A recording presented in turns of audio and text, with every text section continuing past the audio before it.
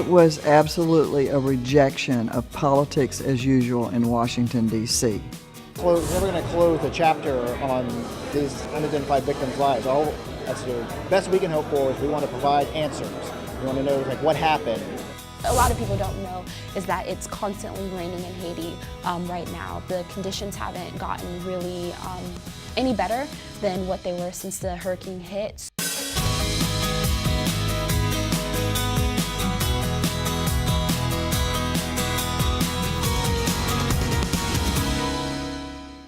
Hello and welcome to University Beat. I'm Denise White. The presidential race of 2016 is finally over. At least the voting is. The analysis, though, will continue, possibly for years. As we have throughout the campaign, we asked USF political science professor Susan McManus what happened, why it happened, and what it all means. Donald Trump won the presidency because it was clearly a choice between shake things up or continue on as we've gone. And for a lot of people who had not recovered economically or were worried about security, those were the top two issues in Florida, they were willing to take a gamble on somebody that had never held public office before and made some, what some would say, rather inflammatory statements. It was absolutely a rejection of politics as usual in Washington, D.C. Many of these people see a government that's them versus us, establishment versus common person, and the distance has just in their mind widened over time, and they see a government in Washington that seems to give tax breaks and everything for the wealthy and often helps people who are claiming to be poor that aren't poor, but yet doesn't help very much that working class, low income to middle income American. The anti-establishment mood we have been seeing for a very, very long time, and it was evident within both political parties. Flash back to the early presidential preference primaries when huge proportions of younger voters were choosing Bernie Sanders over Hillary Clinton, and go to the disgruntlement within the Republican Party with the Washington leaders who would not endorse Trump. Both parties have some real introspection to do if they want to succeed in the future, and they best start with Gen Xers and millennials because things are really changing in what these two generations expect out of politics and candidates. What happened or didn't happen for Hillary that cost her the election?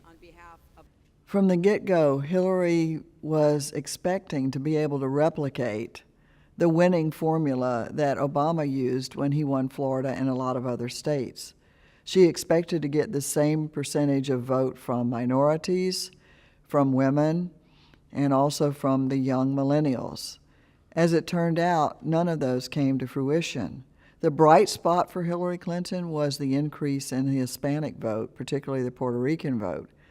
But even there, a third of Florida's Hispanics voted for Trump. People forgot the fact that there are still a sizable number of Cuban Republicans. If it had not been for the upswing in Latino vote, the margin of victory for Trump in Florida would have been wider. But that could not be, the increase in Latino vote could not offset the loss of support in the young millennials and the lower turnout among black voters and the split in the women's vote in Florida. We absolutely did not see coming the huge increase in turnout of the suburban areas around the state's big metropolitan areas. My three bellwether counties in this area of Pasco, Polk, and Manatee, we saw early on huge margins. We saw early on that Trump was doing better in the suburban areas around the big county of Hillsborough than did Romney in 2012. Pollsters were very inaccurate. Why? Because they never really were able to accurately identify a likely voter.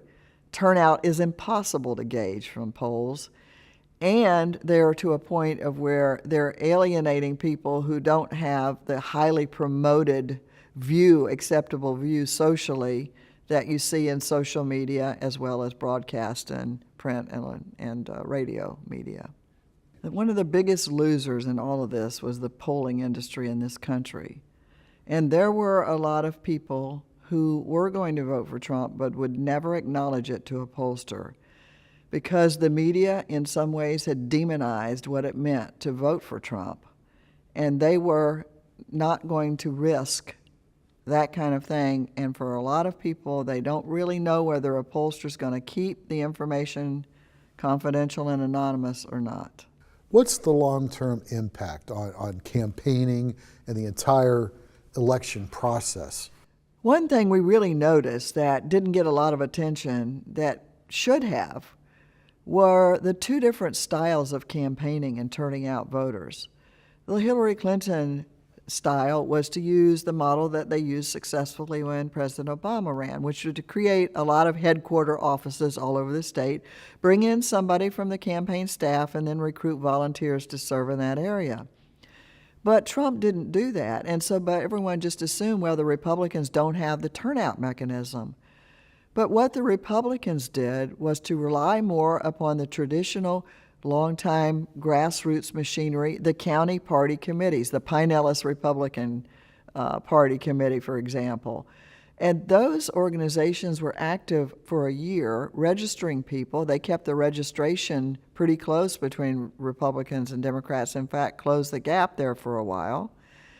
And they also were successful at last minute getting Republicans to vote, neighbors to neighbors, grassroots from the bottom up forms of campaigning, whereas the Clinton campaign used sort of the campaign top-down, creating satellite offices all over the state.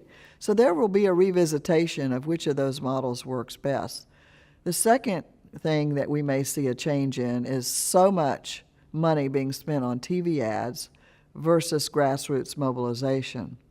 I'll never forget, in the middle of this campaign, Congressman Alcee Hastings, African-American from South Florida, being asked one time at an event in Broward County, what can Hillary Clinton do to better turn out the black vote? Because the black vote has been a problem in Southeast Florida, turnout-wise, for a while. And he said, without missing a beat, quit spending so much money on TV ads and spend more on getting people to go register people and turn out people.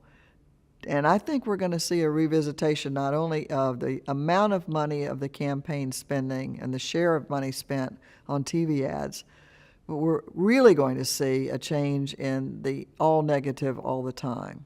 Do you recall an election where there seemed to be such a gap between the supporters of one candidate and the other?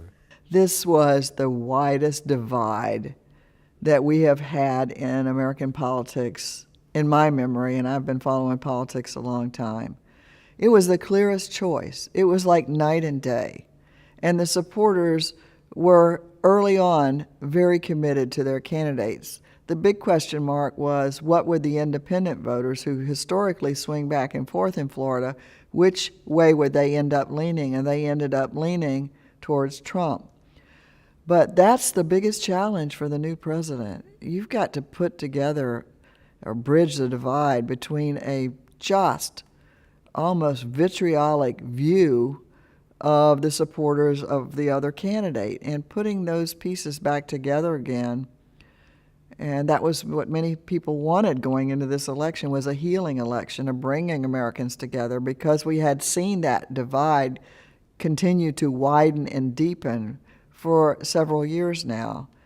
So it is going to be a very tough job. There are so many disappointed Hillary Clinton supporters and euphoric Trump supporters. But in talking to a lot of voters the day after, I think everybody realizes we need to take a step back or this country's really in trouble. We need to try to at least say, let's give a look, let's give our support. After all, the hallmark of democracy across the world is the fact that America can transition through an election peacefully. I think the biggest question mark about Donald Trump will be temperament. Will he be able to sustain the kind of temperament that he exhibited in his acceptance speech? Or will he quickly digress into the inflammatory kind of statements that make any kind of compromise very difficult. USF anthropologists are teaming up with forensic artists from around the country to try to solve 20 cold cases. The cases involve missing and unidentified people who are apparently victims of crime. Investigators are taking remains and descriptions and turning them into three-dimensional recreations. University Beat's Mark Schreiner joined the artists and scientists in the lab and at a special event unveiling their work. Forensic artists at a recent workshop hosted by the University of South Florida wrapped up a week of work by presenting their creations, 14 clay busts of unidentified victims in cold cases, to local law enforcement. But in the middle of their presentation, a woman looking at one of the works at the rear of a downtown Tampa conference room broke down sobbing, sure that the face staring back at her was that of her sister, some 38 years after she went missing. More on that in a moment. First, the circumstances that brought her there. For the second year, the Florida Institute of Forensic Anthropology and Applied Science at USF hosted a week-long workshop called The Art of Forensics. USF forensic anthropologist Erin Kimmerly directs the institute. Everything we do in academia, especially at USF, is about service, education, and research. It's really infused. We don't really separate those. She and her team looked through hundreds of cases in their files and picked out 20 from around Florida and 4 other states, dating from 1970 through earlier this year. 14 amazing artists came from all over the United States, Canada, and Europe. So some of them traveled really far to be here. They share this passion and are volunteering their time, learning new skills and honing them, but also really making an invaluable contribution. Joe Mullins of the National Center for Missing and Exploited Children led the workshop. He says the process starts with remains of victims' skulls. Scans are made and three-dimensional replicas are created, giving the artists the base for their clay recreations. Other evidence is limited. The basic information you get from the forensic anthropologist is, age range, male or female, ancestry, and those that have, hair or clothing that were found with the remains. That's really it. The artists then had 72 hours to create the clay busts. This could be the last ditch effort for these people to get their names back. The forensic artist's work, turning a skeletal remain into a possibly recognizable face, is truly the combination of science and art. The faces are ultimately based on the anatomy. We don't take a lot of creative license, but you have to have those artistic abilities and skills to work with clay, to work in Photoshop and drawing in order to put a face on that anatomy. And so it's a great mix. For freelance forensic artist Maggie Florence, the challenge is knowing when to stop working on a recreation. We're all perfectionists. We don't want to ever be done. And Joe says it perfectly: when you see a face staring back at you, you know. Florence attended the workshop last year, working on the case of a woman whose remains were found in a field in Davenport earlier in 2015. We had very limited clothing other than a pink hooded sweatshirt that appeared to be a female sweatshirt. We had nothing else. It was in an open field. There were no houses near, there were no witnesses. We had absolutely nothing but the bones. A DNA sample taken from the remains and entered into a national database identified the woman as 33-year-old Jessica Rousseau from Central Florida. Florence said she was at first happy that her work played a part in the identification. If I can be so bold as to say, I feel like I had to go through my own short grieving process for her because I had been connected to her for only a short time. Nothing compared to what the family and friends would go through. But I did hold a connection to her, and I never stopped thinking about her after I left Florida last year. The emotional impact of the work, as well as its ability to help, was again evident at the presentation when Sheila Williams broke down at the possible conclusion of an almost 40-year-old mystery. Tampa Police Detective Scott Bullard had invited Williams and her sister, Sharon Scott, to view the busts, thinking one of them might be that of their sister, Brenda Joyce Williams, who disappeared in 1978. So it's my understanding she got here today and she looked at the bust and saw some resemblances between our Jane Doe that was discovered in 1985 and her sister, and she believes that the person that we discovered may be her sister.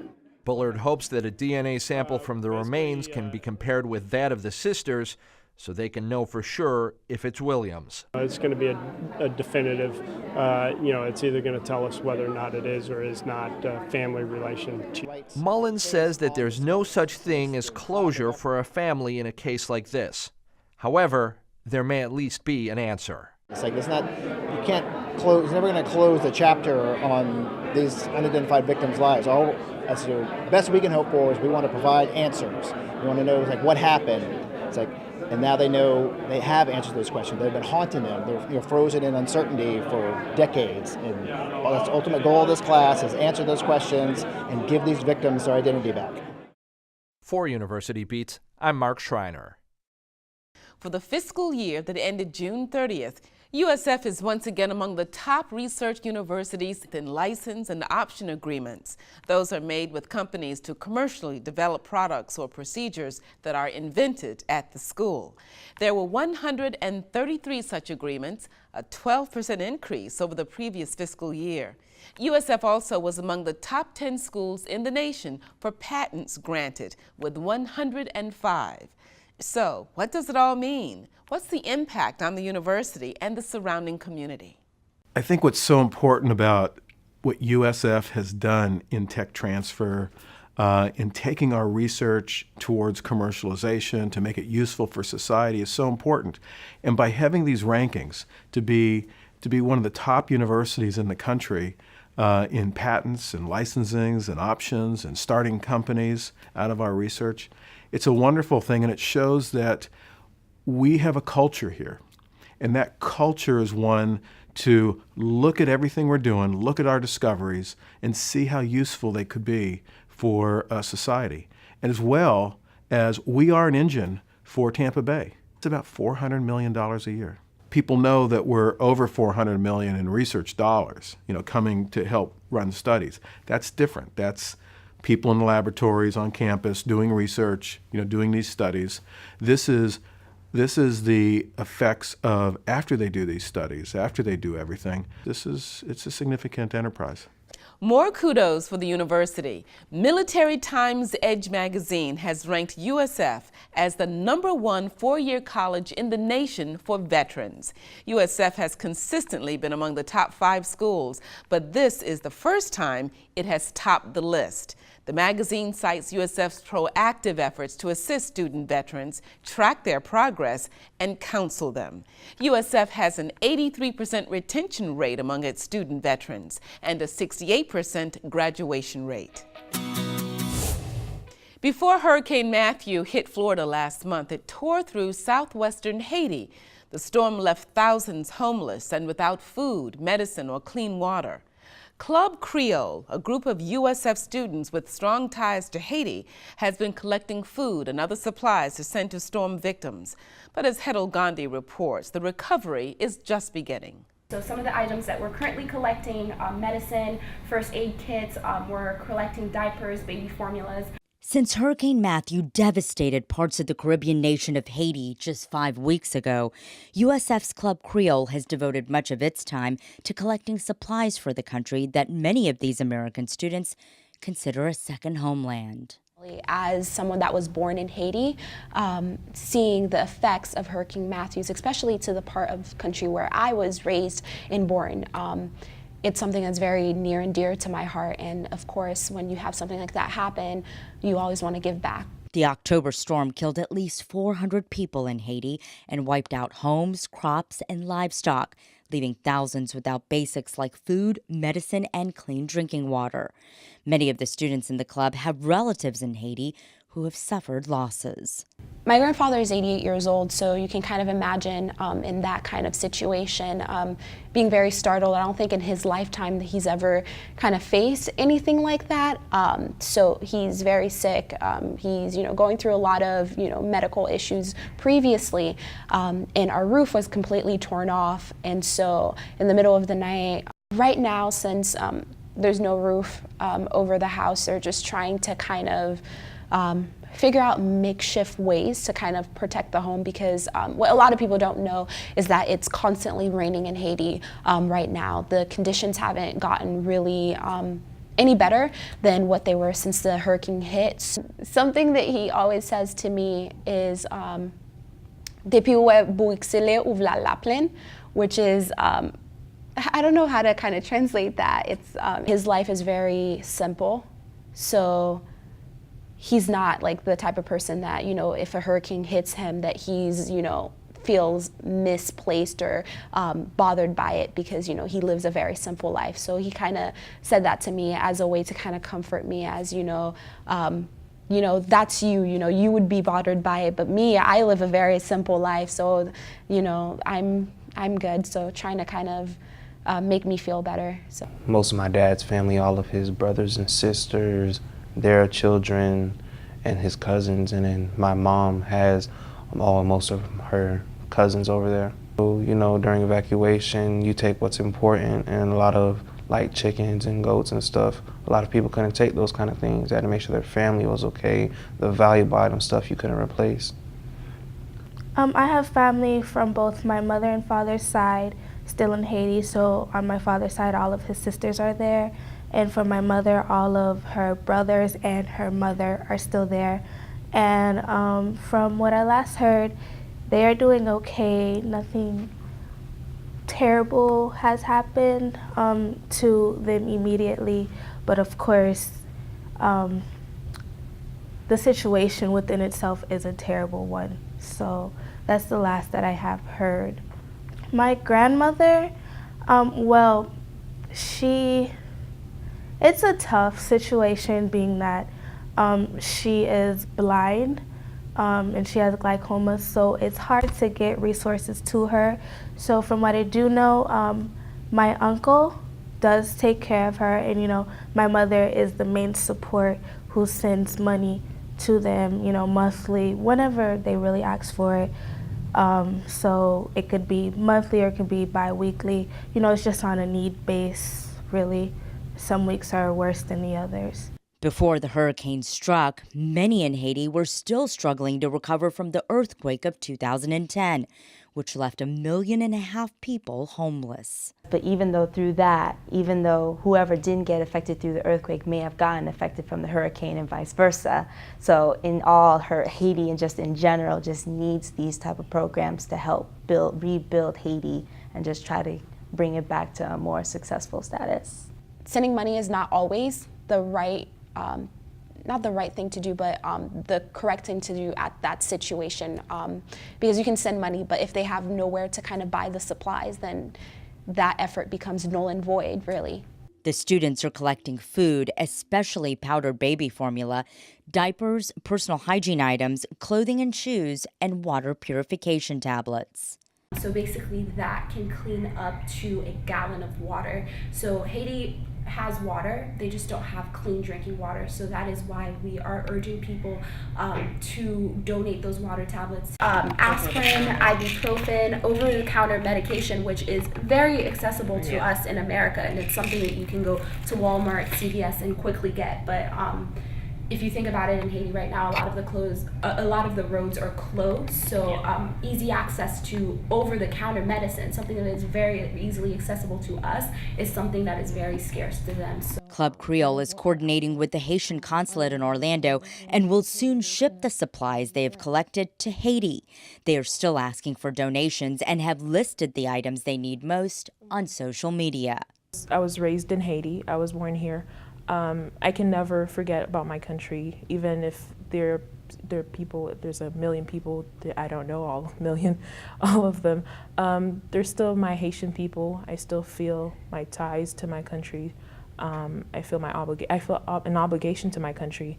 So I will always feel some type of concern for them, whether or not I know them, whether or not they're my relatives. All of my family comes from there. I wouldn't be who I am if it's not for Haiti.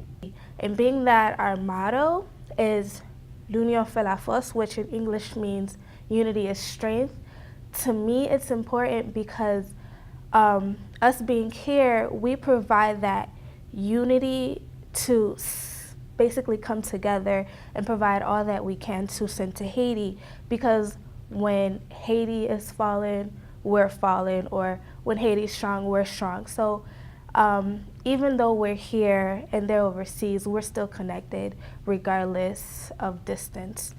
If you would like to help, you can find information about the relief effort on social media sites by searching Club Creole. For University Beat, I'm Hedel Gandhi. One final note, something we're quite happy about. University Beat has been nominated for a Regional Emmy Award. We're one of 2 programs aired on WUSF-TV to be so honored. The other is The Forgotten Coast, a documentary about a Florida wildlife corridor stretching from the Everglades to the Florida-Alabama border. The episode of University Beat that was nominated included our story about Mary Lumapis, the USF student who needed a kidney transplant and found a donor through a social media campaign. As we reported, Mary received her new kidney last month. The Emmy Award winners will be announced on December 3rd. If there's a story about USF you'd like to see us cover, or you want to share a comment about the show, you can reach us via the WUSF Public Media app. Just look for the Contact tab and write University Beat in the content line. You can also email us. The address is ubeat@wusf.org. Our website is universitybeattv.org. And we're also on Facebook, Twitter, and Instagram. You can find us by searching University Beat TV. And that's University Beat for this week. I'm Denise White. Thank you so much for joining us.